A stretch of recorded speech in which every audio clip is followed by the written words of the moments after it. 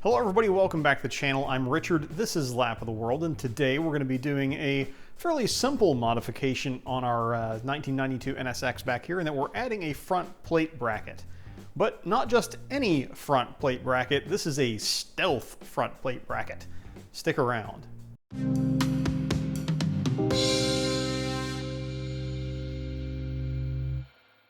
Right, so welcome back to the garage and to yet another NSX DIY project that I said I was going to try and do less of this year, but here we are.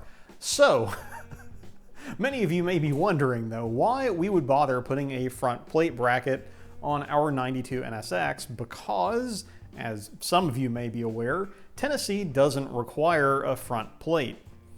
Well, for now I'm going to leave it at other places do. But moving on to why we have chosen and spent a little bit of extra money on this stealth plate bracket. This is from Science of Speed, and we chose it because it is stealth. Not just in the aesthetic standpoint, but it does slide up and back to sort of get the front plate out of the way.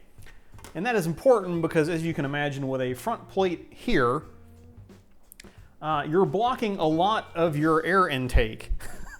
And we do a lot of stuff on racetracks, and as we have recently demonstrated at G2 Motorsports Park, in particularly hot conditions, the NSX's cooling system, it just barely keeps up, and sometimes it doesn't.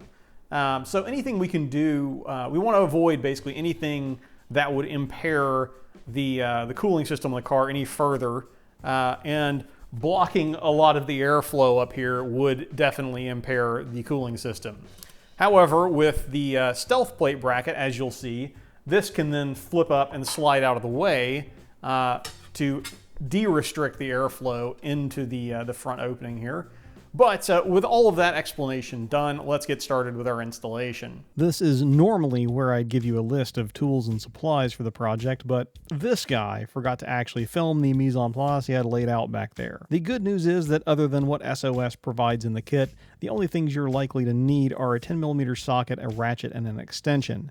I'd also recommend some gloves, as the edges of the aluminum in our kit were quite sharp.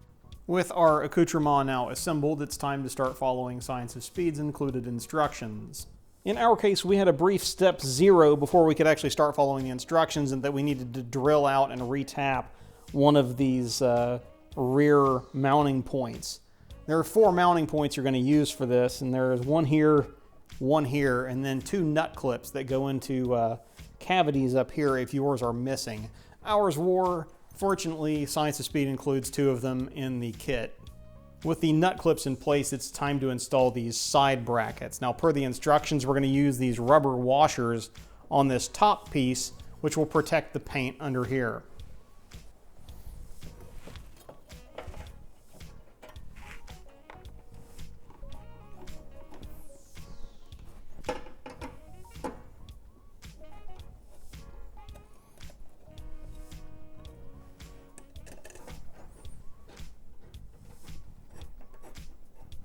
With the side brackets now loosely attached, it's time to position and affix our front plate holder.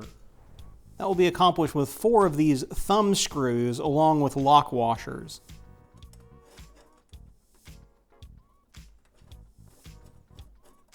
With our thumb screws now in but left very loose, we want to test the sliding mechanism to make sure everything is aligned correctly, and make any adjustments needed by tilting or angling these side brackets to make sure everything works smoothly.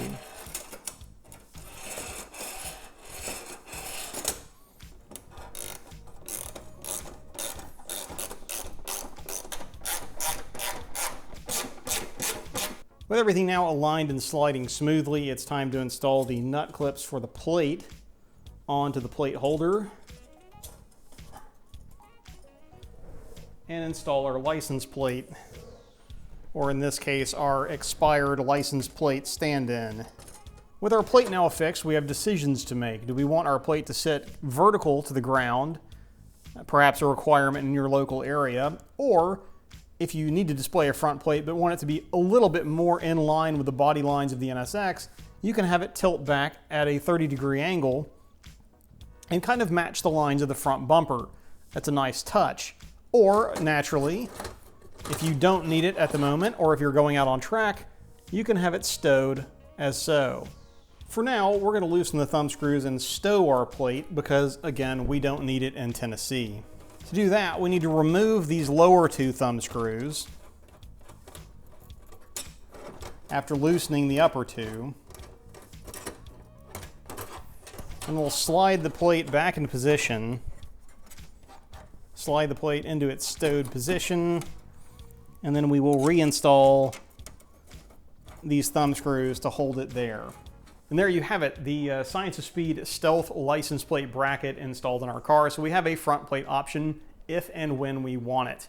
Now, I do hear some of you back there, and I had the same thought that, yeah, I'm going to lose those thumb screws. And I hear you, and so did SOS, and they do actually include, and it's in the literature that they do this on purpose, they include an extra thumb screw in the kit, which is a nice touch. It's the small things, you know, because both you and I know. I don't really have much critique of the kit itself. It went in fairly easily. The only thing I will note is that the edges on the aluminum pieces are still like that machine corner, and that kind of got me a little bit there. But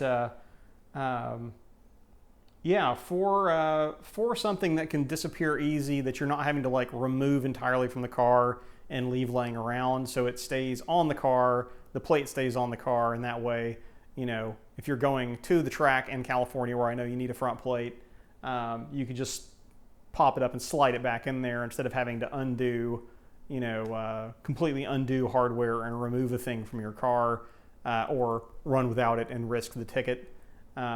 This seems like a pretty decent option. So again, hopefully somebody out there found this handy, informative, or otherwise entertaining. So we're going to leave it there, though, with our plate stowed. We will move on to other projects and other adventures.